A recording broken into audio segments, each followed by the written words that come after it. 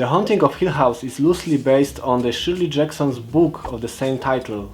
This is actually the third adaptation after 1963 masterpiece of subtle horror The Haunting, and the one from 1999 which was, well, the actual opposite of that. In case of this Netflix series, the show creator Mike Flanagan takes many creative freedoms. Hugh and Olivia are parents of Shirley, Stephen, Theo, Luke and Nell. They move into the titular Hill House with intention of renovating it and selling it with profit. They were supposed to spend there only few summer weeks, but shortly after arrival weird and unexplainable things started to happening to Olivia, played by Carla Gugino, and some of the kids. All of it leads to tragedy that casts a long shadow on Crains' lives. We try to make sense of what happened and find the answers to all the questions together with them. Every character have enough space to patiently explain where they are coming from, what are their motivations, and how living in Hill House affected and shaped them in their adulthood. It was brilliantly written because none of them is only black or white. They are all real, complex people with flaws and secrets and their own coping mechanisms and ways of rationalizing what they have seen. Typically to a family drama there is a lot of resentment and unanswered questions affecting them and lingering in their subconscious. When they are finally confronting themselves, it's very emotional and genuine.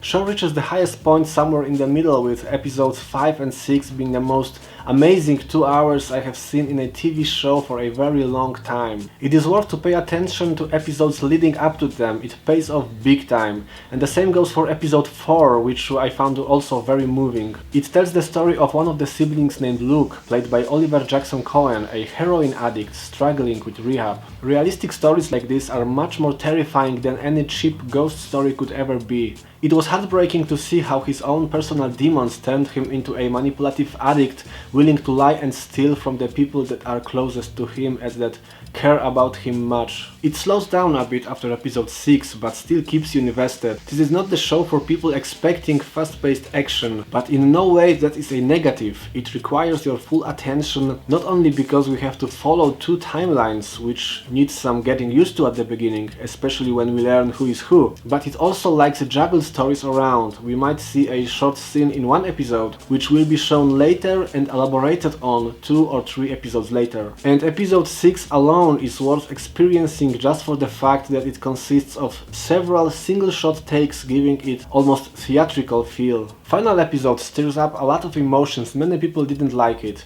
For me, I have to say I do understand why they feel that way.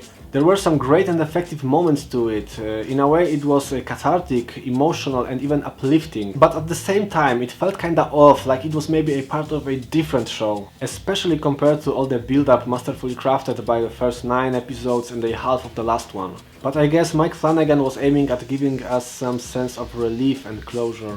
Overall, I did like it, but I wasn't crazy about it, especially right after seeing it. Although I am open to the idea that it will grow on me over time, especially since I am still thinking about it even week after watching and analyzing it. But that doesn't change the fact that it was an amazing series. It reminded me a little bit about Hereditary, since this is also not just a simple horror story, but maybe even more than that, a family drama.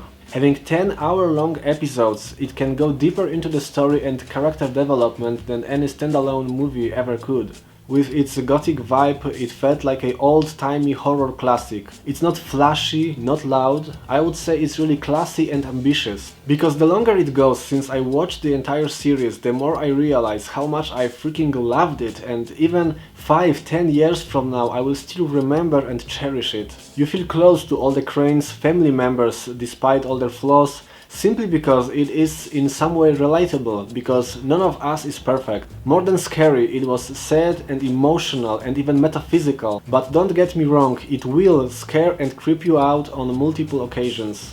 What makes it even more special is the fact that this is one of those shows inspiring fans to create a lot of theories about the meaning of particular scenes or entire episodes. This is always amazing when a movie or a TV series is able to stay with you long after you watched it, and it exercises your creativity and imagination. Even right now, like I mentioned before, I am still processing how I felt about the season's finale, or about the insane and genius last 15 minutes of episode 5, The Bent Neck Lady. Add to this themes of grief, fear of big unknown when it comes to death, and even breaking the linearity of time. All of those elements are intertwined within the universe that is The Haunting of Hill House. It gets even more impressive and eerie after you watch a video of all hidden ghosts scattered throughout the episodes. I definitely recommend it to all the horror fans, but not only. If you are looking for great and gripping story told in a refreshing way, and one that forces you to pay attention to details and analyze it after,